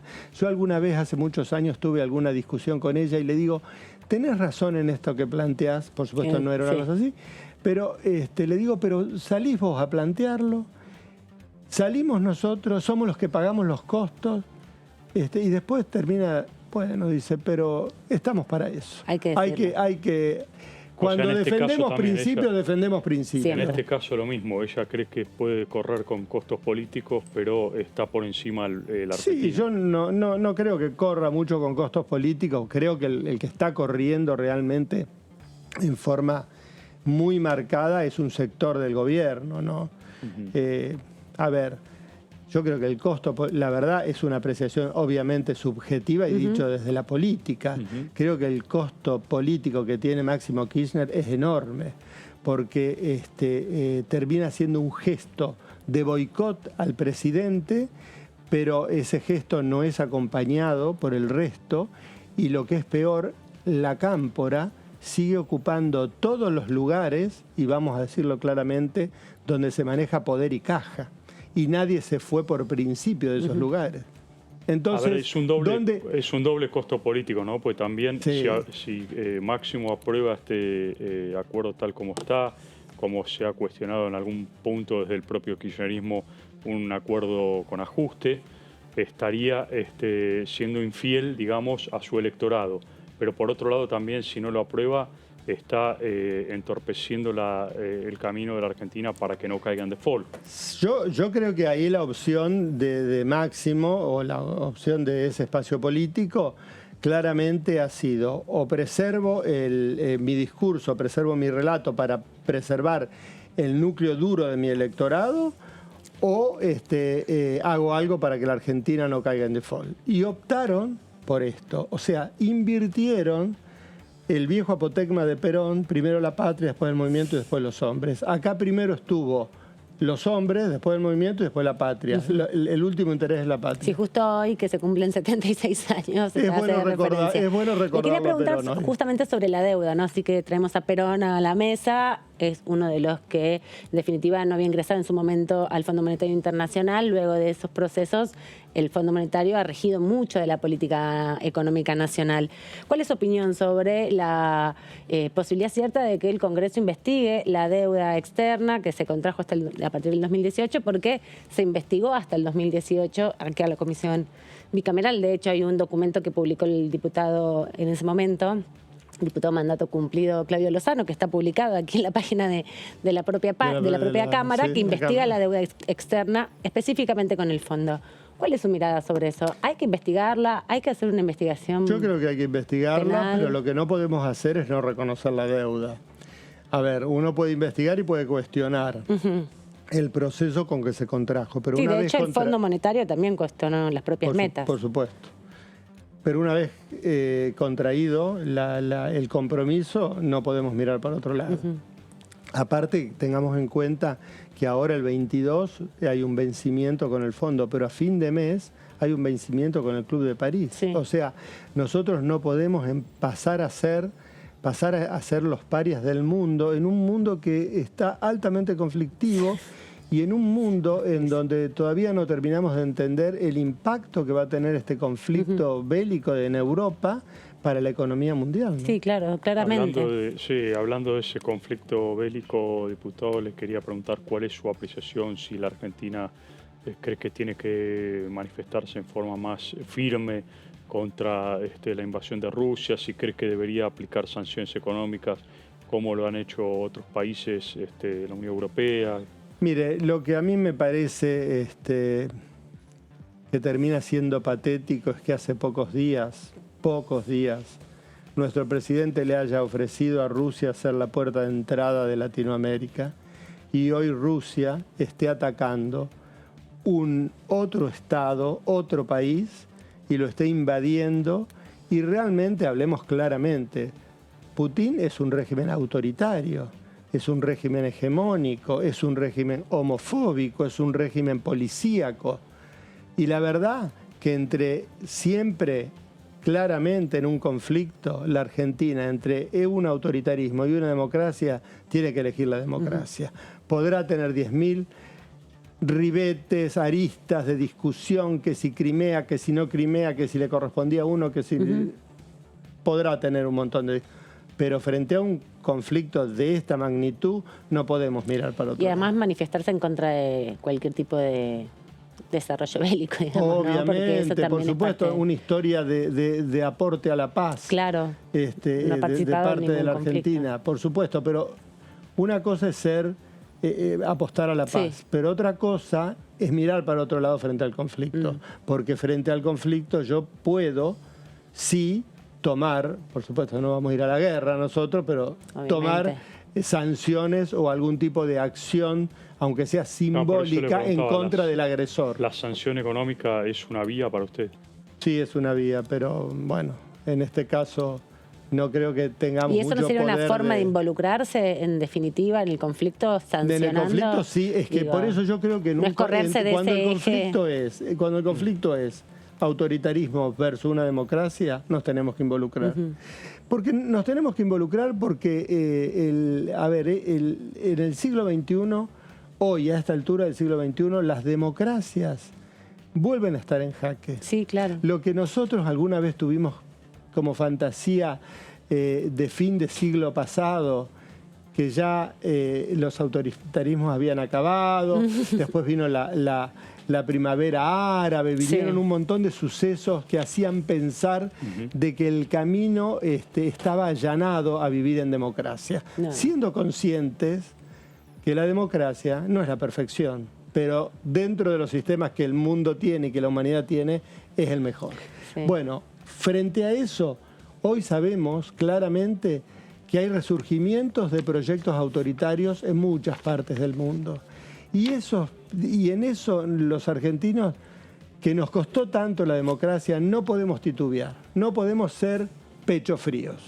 Gracias, diputado, por venir hasta acá, por compartir con nosotros todas estas discusiones, estos temas que son fundamentales y que van a estar en la agenda permanentemente. Lo vemos el martes, porque tiene que estar acá presente en la Asamblea. Un gusto compartir con ustedes este rato. Van a venir todos, ¿no? Me imagino. Sí, claro. Sí. Van a estar todos acá con certificado de vacunación. Lilita, por ejemplo, no venía a la Bueno, pero ahora no es más diputada. Ahora tampoco va a venir, pobre diputada. No, bueno, digo, pero... No, sí, vamos a venir. Nosotros vamos a ver el testimonio del diputado Casareto, que estuvo conversando con nuestros compañeros de la primera edición de DTV y conversó justamente sobre los temas que podrían ser anunciados por el presidente de la Nación en la inauguración de las sesiones ordinarias. Recién recibimos la citación para la Asamblea el día martes 1 a las 10:30 de la mañana.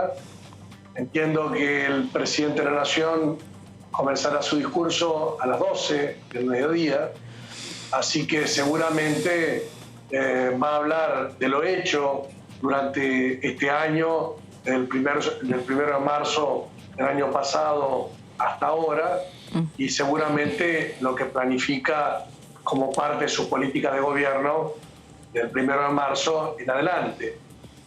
Por estas horas se está avanzando en la negociación con el Fondo Monetario Internacional. Es muy probable que antes de esa fecha se pueda arribar a un acuerdo y pueda ingresar el texto de la ley al Congreso de la Nación. Así que ese será uno de los temas que irá a describir, como así también otras iniciativas. 18 de ellas estaban en el plan de extraordinarias, que no tuvimos éxito para reunir quórum ni poder sesionar, y que ustedes ya lo han analizado, pero básicamente está el consenso fiscal, la ley del Consejo de la Magistratura, la ley de promoción de la actividad de la construcción, la ley petrolera, la ley automotriz, la ley de cannabis medicinal, la creación de 2 universidades nuevas, la creación de 2 parques nacionales, la creación de 3 programas de salud. Describo los 18 temas que estaban previstos en extraordinarias, más otros temas más que seguramente el presidente irá a presentar el primero. Y ya nos está llamando nuestra compañera Lourdes López en el móvil para contarnos un poco de información. Hola Lourdes, ¿por dónde andás? ¿Cómo está todo el equipo en piso? Buena jornada allí, Amanda, Martín, Laura, bueno, todos los que han estado acompañando durante estos últimos minutos. Bueno, muy interesante todo lo que estaban hablando recién. Yo les sumo más información al respecto, porque también se empieza a vivir la previa de lo que va a ser una nueva temporada parlamentaria, legislativa, y también hay números, obviamente, hay mucha información, lo adelantábamos también fuera de cámaras, un poco de PBI, también vamos a hablar del crecimiento en cuanto al consumo energético, lo que está sucediendo en nuestro país con el turismo local. Hablábamos hace un tiempo sobre esta iniciativa del previaje, que iba a permitir que muchos argentinos y argentinas pudieran salir, pudieran tomar ese descanso después de tanto trabajo y sobre todo después de el bajón anímico que para muchos implicó estar encerrados, vivir la pandemia, no poder ir a trabajar, chicos, o sea, desde esa cuestión que a veces parecía tan básica, ¿no? Claramente. Bueno, el crecimiento en la ciencia y demás. Claramente, no tiene que ver con esa relación entre las acciones que se fueron llevando adelante para promover el turismo. Pero me decías que tenías datos sobre el crecimiento y el impacto también del consumo energético. Exactamente, consumo energético, entre otros datos, cuando uno se pone a pensar en de qué manera se empieza a producir esto, bueno, claramente hay un aumento en el consumo de energía, por lo tanto hay un crecimiento a nivel industrial generalizado, estamos hablando, y esto me va a llegar porque son números muy específicos, es 133,8 teravatios por hora, comparándolo con el año pasado, hubo un aumento del 5,2%, ya que fue 127,1 teravatios por hora, esto producido también a partir de un aumento del consumo, de la actividad misma, que por supuesto conlleva con el aumento proporcional de energía, siendo todo lo que es la energía hidráulica y también la térmica, la que va, y no nos olvidemos de las energías renovables, las que producen este aumento. Pero hay que hablar del PBI también, porque la semana pasada les contamos lo que sucedía con esto del aumento de las pymes, el crecimiento económico a nivel pymes, medianas empresas. Claro, todo se ve reflejado en el aumento del PBI, un 10,3% en este último año, algo que incluso viene a superar aquel rebote del 2010, interesantísimo si uno se pone a hablar en términos económicos después de todo lo que hemos vivido en este último tiempo, donde muchas empresas, bueno, detuvieron su producción, donde las industrias realmente intentaban hacer de todo para poder seguir adelante, teniendo en cuenta algunas restricciones que se llevaron a cabo. Bueno, los números están en crecimiento, esto es algo que es muy bueno también, y analizándolo y pensando en también, no solo en el crecimiento de las industrias, que las industrias por supuesto van a crecer a partir de una apuesta a nivel económico de cada uno de nosotras y nosotros, que somos los que vamos a... Exactamente, la famosa reactivación, medidas que se han tomado desde el gobierno nacional, ya sea mejorando la cuestión impositiva, dando algún tipo de alivio desde ese lado, por supuesto promoviendo los créditos, que es algo que también lo hemos ido abordando en este último tiempo, y por supuesto la credibilidad y la confiabilidad en cada uno de los pequeños comercios y también de las grandes industrias, ¿no? Porque esto es algo que cada uno de nosotros va a aportar a la larga. Estos son todos también datos que van a estar estar rebotando seguramente en los discursos que se van a escuchar en los próximos días, pero específicamente en el discurso del presidente, ¿no? Pasábamos revista días atrás con algunos de nuestros compañeros sobre cuáles podían ser los lineamientos y sin duda estos números de crecimiento van a ser de donde se va a agarrar en un sentido simbólico el discurso presidencial para dar cuenta de, bueno, justamente las políticas que fueron implementando, ya que el resto de las variables son bastante desfavorables, ¿no? Como la inflación, como el desempleo. Exacto. Van a tratar de hacer foco en estas. Te lo voy a enlazar, Aman, también con lo que pasa en el turismo local. Recién hablábamos de esta iniciativa, del previaje. Cerca de 13,5 millones de personas fueron parte y se hospedaron, pernoctaron en hoteles, en paroteles, fueron a cabañas, pudieron ser parte y vivir nuestra Argentina. Estamos hablando de más de un 90% de residentes argentinos. El turismo fue ocupado por más del 90% de argentinos y argentinas que decidieron salir de sus casas, apostar a nuestra República Argentina, poder vivir y disfrutar los paisajes y sobre todo dejar el dinero en nuestro país, que era lo más importante. Esto ayudando al crecimiento en el turismo, a poder también hacerlo así desde la periferia hacia el centro y que nuestro país de esa manera pudiera crecer enormemente en la cuestión económica. Es como que todo se va relacionando una cosa con la otra. Me voy para la ciencia rápidamente, porque la ciencia también va a haber apuestas en cuanto a infraestructura, en cuanto a también insumos, infraestructura, insumos, proyectos, también proyectos por parte de las pymes, porque si estamos hablando del crecimiento de pymes hay que hablar también de proyectos por parte de la ciencia y acá también es desde la periferia hacia el centro.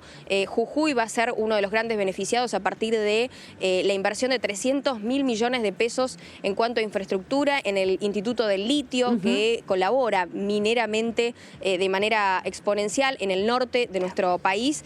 No me quiero ir también con este tema de lo que es el Instituto de Datación y Arqueometría, ambos también constituidos por el CONICET y por la Universidad Nacional de San Salvador de Jujuy. Bueno, crecimientos, apuestas para los científicos y las científicas de nuestro país que van a poder seguir presentando proyectos, van a ser financiados y además el crecimiento en cuanto a la infraestructura en estos dos institutos que te acababa de mencionar. Claro, esto forma parte del proyecto del Ministerio de Ciencia que está a cargo de Daniel Filmus, donde hay una parte justamente del PBI que se destina para investigaciones y para aportes científicos. Claro, ¿no? A partir de la ley de conocimiento científico. Ley de economía del conocimiento. Economía del conocimiento. Exactamente, y eso es un poco lo que hoy es la puesta a punto y el desafío que tiene hoy este ministerio con este porcentaje que es gradual, ¿no? Va aumentando año por año. Pero el de financiamiento de la ciencia, ese que se provoque durante 10 años, incrementarlo hasta el 3% del PBI.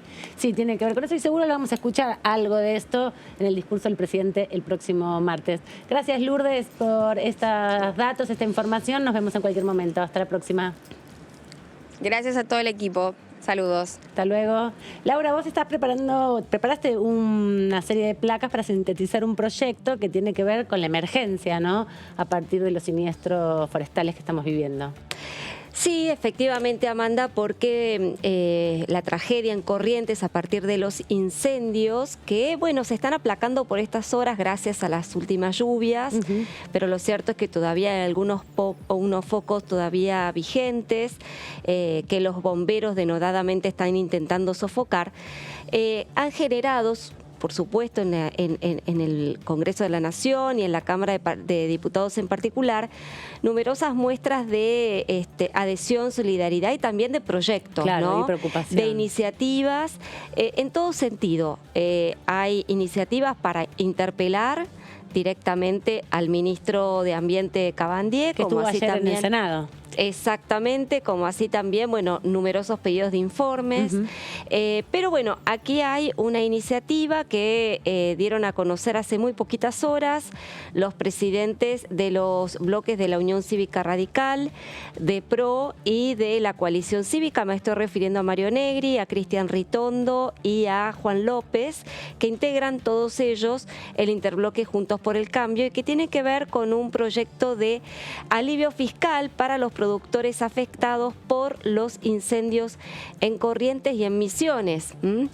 ¿Qué es lo que propone? Uno de los puntos es declarar en las provincias de Corrientes y de Misiones, que también ha sido una provincia afectada por los incendios, el estado de desastre y de emergencia ambiental y económica, social, agropecuaria y productiva por un año, prorrogable por otro más. Hoy está vigente la emergencia, lo que proponen es extenderla en el tiempo. Sí. Está la emergencia económica, agropecuaria, está declarada, porque también había escuchado ayer que el ministro Cabandier planteó que la emergencia hídrica e vitícola estaba... Sí, lo que proponen acá es ampliar las emergencias y sobre todo extenderlas en el tiempo. Digamos, el modelo que utiliza el proyecto de la oposición es prácticamente el mismo de aquella ley que ya aprobó el Congreso en 2021 sobre alivio fiscal. Lo hemos comentado largamente aquí en Diputados TV. Aquella ley de alivio fiscal justamente fue planificada, fue planeada para paliar el impacto que tuvo la pandemia en las pymes y en los contribuyentes morosos. Bueno, justamente lo que dice la oposición es que dada la magnitud de las pérdidas provocadas por los incendios, lo necesario sería elevar los montos de los beneficios. Así que bueno, esto sería un poco el marco general de esta iniciativa. ¿Cuáles son los puntos, digamos, más concretos de este proyecto de ley? Se propone extender hasta el 31 de marzo de este año la condonación de las deudas tributarias, aduaneras y de la seguridad social establecida en la Ley de Alivio Fiscal para los contribuyentes de Misiones y Corrientes que fueron afectados por los incendios. Es decir, esta condonación que está por vencer o que ya venció, extenderla al 31 de marzo de este año. Esto podría ser a través de un proyecto de ley, pero también podría ser a través de una resolución de la FIP, por ejemplo. Digo, podrían impulsar en definitiva con esta presentación una política... Ahí no me queda muy claro porque todo lo que tiene que ver con aspectos tributarios tiene que pasar por la Cámara de Diputados, con lo cual no estoy segura de este punto. Pero bueno, lo cierto es que acá se lo está planteando vía proyecto de ley. Pasamos a la otra placa. Propone comprender en el beneficio a los entes sin fines de lucro, a las micro y pequeñas empresas, personas humanas consideradas pequeños contribuyentes y a las empresas medianas. Obviamente hay un límite que plantea el proyecto de ley que será de 5 millones de pesos. Hay más. El proyecto también propone eximir del pago de los tributos nacionales, como por ejemplo impuesto a las ganancias, bienes personales, el impuesto al cheque, los derechos de exportación, que rigen sobre los productos de origen agrario. Todos estos beneficios, estas exenciones a los productores que han sido afectados por los incendios. Y también propone que la FIP suspenda los juicios de ejecución fiscal a los damnificados hasta que cese el estado de emergencia, ¿no? Por supuesto. También se sugiere que se exima a los productores afectados de las prohibiciones impuestas por la ley de manejo del fuego, que los hemos comentado aquí. Una de ellas tiene que ver con la prohibición que establece esta ley de manejo del fuego, impulsada por Máximo Kirchner, prohibición de cambiar el uso de la tierra o vender estas tierras por un plazo de hasta 60 años. Así que bueno, este es un poco el marco general y los aspectos puntuales de este proyecto de ley que presentaron hace pocas horas nomás los principales referentes de Juntos por el Cambio. Como así también, y con esto termino, los bloques que hoy integran el interbloque de Juntos por el Cambio, por ejemplo, ahí lo tenemos a Evolución Radical, a Republicanos Unidos, a Encuentro Federal, etcétera. Recordemos, Laura, también que el presidente de la Nación está viajando mañana a Corrientes para recorrer la zona de los incendios junto con el gobernador Gustavo Valdés y que lleva un paquete de medidas, de anuncios, justamente para atender las pérdidas que tuvieron los productores, que tuvieron los ciudadanos de allí de Corrientes. Entre ellos hubo hasta ahora 300 millones de pesos que giró el Ministerio de Medio Ambiente, 350 millones de pesos en concepto de aporte del Tesoro Nacional, ATN, por parte del Ministerio del Interior, 500 millones de pesos que giró el Ministerio de la Producción para resarcir a los productores. Y hay una línea de crédito de 5.000 millones de pesos que fijó el Banco Nación. Todo esto forma un paquete de unos 6.500 millones de pesos, que es parte de lo que va a anunciar mañana Alberto Fernández ahí en Corrientes. Uno puede decir, ¿es mucho, es poco? Bueno, según las estimaciones que hicieron los productores, la cadena de productores de Corrientes, esto sería muy, muy poco. ¿Por qué? Porque en líneas generales hasta ahora se hizo un cálculo estimativo y son 70.000 millones de pesos los que ha perdido el sector de la producción en Corrientes. Este es un cálculo que se hizo en función de las 800.000 hectáreas que perdieron hasta ahora ahí en Corrientes producto de los incendios. Sí, decíamos, ayer estuvo el ministro en el Senado de la Nación, hubo una sesión de 5 horas largas, donde hubo bastante discusión, y donde se planteó varias cosas respecto al funcionamiento del Sistema Nacional de Manejo del Fuego y cómo son los recursos, ¿no? Y también la desinversión que se desarrolló durante mucho tiempo y la necesidad de modernizar, en definitiva, también los equipamientos. Y hablaba de que ahora, a partir de esa plata que justamente planteabas vos, de 300 millones de pesos que el Ministerio de Medio Ambiente destina específicamente a Corrientes, es para equipar 5 bases forestales específicas de bomberos, ¿no? Porque es uno de los territorios que no tienen, con la capacitación, plantean específicamente también de un grupo importante de brigadistas que puedan atender específicamente los desastres forestales, ¿no? Los incendios forestales, que son muy diferentes a otros incendios. De todas maneras, Amanda, acá claramente lo que se vio en Corrientes es más allá de la presencia o no de Cabandier en Corrientes, lo que se pueda especular políticamente alrededor de esto, concretamente que el Estado Nacional, el Ministerio de Medio Ambiente concretamente, no tiene las herramientas suficientes como para hacer frente a estos incendios. Se vio el aporte de provincias como Jujuy, como Córdoba, como Buenos Aires, Santa Fe. Se vio el aporte de estados nacionales, como el caso de Bolivia, como el caso de Brasil, los Estados Unidos, la Unión Europea.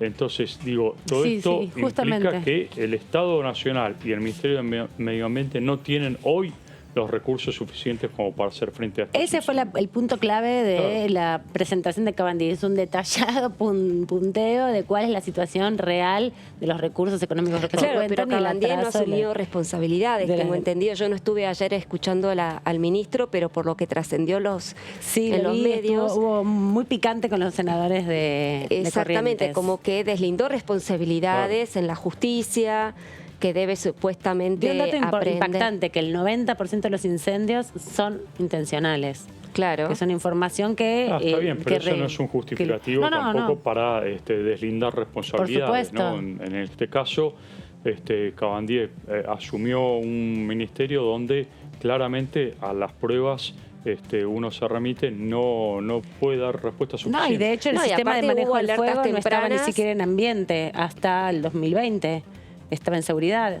Hasta los primeros meses del 2020 vuelve el Sistema Nacional de Manejo del Fuego al Ministerio de Ambiente, así que era otra la forma en que se abordaba esta situación, que bueno, termina siendo un impacto muy terrible porque es el 10% de la provincia, alrededor del 10% de la provincia de Corrientes, y aún hoy incendios que siguen siendo sofocados porque es una estrategia colectiva, ¿no? Pero también es importante plantear en relación a esto que ustedes bien dicen del desfinanciamiento, porque en definitiva es un proceso de acumulación, ¿no? Si vos no invertís durante tiempo, no es fácil comprar un coche bomba, y si no tenés, es muy difícil también acceder a esos recursos, ¿no? ¿Cuáles son las prioridades, en definitiva, de los estados para combatir el fuego? De lo que decía Laura, digo, como contraparte de los proyectos de ley que hay presentados, el gobernador Valdés también va a pedir un fondo compensador para los productores al presidente de la Nación. Esto lo adelantó hace unos días,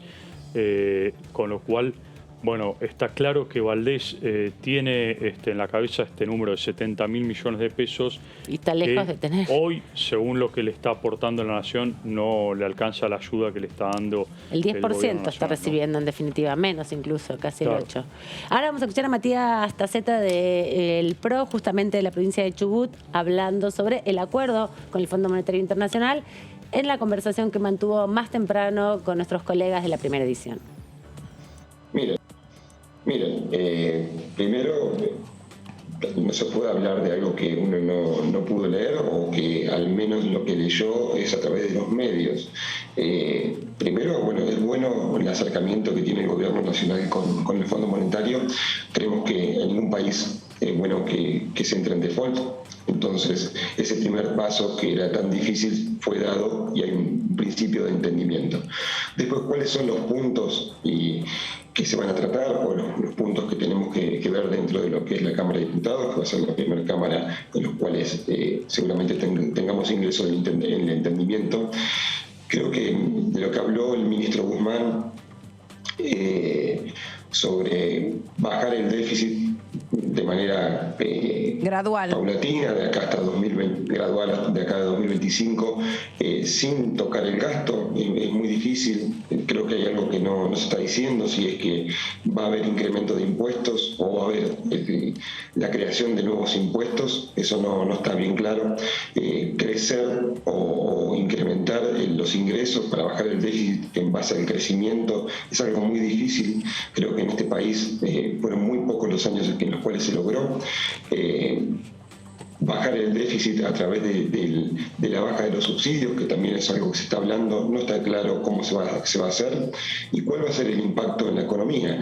Vivimos en un contexto inflacionario. Yo siempre hablo que es algo de un problema de todos los gobiernos, no machaco sobre el gobierno actual. Sé perfectamente que el problema viene de hace muchos años y creo que para trabajar en la baja de este déficit fiscal que va a permitir en el corto o mediano plazo bajar el déficit, creo que hay que trabajar sobre el gasto y no tanto sobre los ingresos. Tenemos una sobredimensión del Estado y creo que hay que poner la lupa ahí sin perjudicar a los que menos tienen. Y todo se está preparando aquí en el Congreso de la Nación para el 1 de marzo, el martes próximo. Hoy, de hecho, el Senado de la Nación tuvo una sesión preparatoria donde se designan las autoridades, ¿no? Y ahí también va marcando un poco el pulso de que ya está ahí muy cerquita, muy a la vuelta de la esquina, el proceso de apertura de sesiones ordinarias. Un proceso, como contábamos en estas semanas, unos días atrás, Martín, el 140, ¿no? 140 de sesiones ordinarias, un número histórico. Se espera mucha presencia en la calle. Hay ya una movilización de grupos piqueteros y movimientos sociales vinculados con el gobierno nacional, sindicalismo que va a venir y parte del peronismo bonaerense, que se va a acercar aquí a la Plaza de los Dos Congresos para respaldar al presidente de la Nación en su ingreso al Congreso. La recepción por parte de Cristina Fernández de Kirchner, después de tanto tiempo se van a ver cara a cara, y bueno, ingreso formal del presidente de la Nación, saludando por supuesto a las autoridades de la Cámara y ya sí con el discurso preparado. Sí, yo pregunté hoy si iba a haber algunas cuestiones específicas de seguridad, pensando que todavía estamos en pandemia y la última sesión había sido con presencia de senadores, pero también muchos virtual. ¿Te acordás que repasábamos que virtualmente había estado la Corte, había estado los gobernadores, algunos diputados? Y la realidad es que lo que plantean es una vuelta a la normalidad, digamos, de lo que eran las sesiones antes. ¿Te acordás que estaban los senadores sentaditos adelante donde están los taquígrafos y en los pasillos, digamos, ¿no? Esa imagen la vamos a volver a ver, evidentemente. Y hay que ver concretamente con qué tono va el presidente a dar su discurso, tanto el tono como el contenido, pero yo diría más el tono que el contenido es lo que, digamos, lo que va a generar más expectativa y más atención, sobre todo en la oposición, cuando se refiere al tema del Fondo Monetario, a la reacción o a los gestos que pueda llegar a tener la vicepresidenta, que no es un secreto, ella está en desacuerdo con los términos generales en los cuales estuvieron realizando las negociaciones con el fondo, así que habrá que ver concretamente cómo se desarrolla el clima, ¿no? Allí en el estrado mayor de la Cámara de Diputados, y sobre qué temas también, más allá de lo del fondo, discurre el discurso, ¿no? Porque uno ha seguido muchos discursos presidenciales, pero puntualmente los de Alberto Fernández, uno recuerda varias promesas que dio o que ha enunciado en sus discursos, y creo que muy pocas han sido cumplidas, ¿no? De proyectos de ley que llegan tarde, que no se aprueban o que nunca llegaron. Y bueno, ya está cumpliendo más de la mitad de su mandato. Es la cuarta vez que se va a enfrentar, digamos, al Congreso, porque la primera fue cuando asumió, que también un discurso, 10 de diciembre, después es la tercera apertura de sesiones. Así que ya hay un conocimiento de sus expresividades también. Exacto, entonces habrá que ver concretamente por dónde va a rumbear. Yo creo que vos diste una pista, Amanda, cuando, bueno, un poco mencionar el crecimiento que tuvo la Argentina, siempre comparado con la debacle que fue la pandemia, ¿no? Sí, claramente. Por lo tanto, todos los números suenan exorbitantes. Y además también decíamos con Martín esta semana que de eso se van a agarrar en definitiva en el discurso, porque necesitan mostrar también hacia la sociedad, porque es un discurso televisado, que se escucha, y todos los que presidentes, se sigue. hay que decirlo, hacen exactamente lo mismo. O sea, no resaltar lo mejor que tiene y sacarle lustre, exhibir sus logros y no tanto sus puntos débiles. El punto va a ser el equilibrio que tiene que encontrar en su discurso Alberto Fernández con respecto a la oposición, ¿no? Lo que hablábamos ayer, si habla del Fondo Monetario, cuestiona demasiado a la oposición por el acuerdo de Macri, es tensar la cuerda, donde van a estar necesitando esos votos de la oposición. Recordemos cuando Máximo Kirchner tensó la cuerda en el debate de presupuesto y después terminó el presupuesto fracasado. También tiene que ser un discurso que deje contenta a Cristina. No es fácil, pero bueno. Y en un contexto mundial que no sabemos qué va a pasar el martes, también con una situación de mucha tensión política que va a ir creciendo estos días. Sí, habrá que ver si el presidente se refiere al conflicto, ¿no? Exactamente. Hay que ver qué embajadores vienen, Eso también. Están invitados los embajadores también, Va a dar señales. Todo esto lo vamos a estar siguiendo aquí en Diputados TV, donde más. Laura, gracias por la jornada del día de hoy. También Martín, muchas gracias por compartir. Y ustedes, darles las gracias por este rato y decirles que nos encontramos en cualquier momento. Hasta la próxima.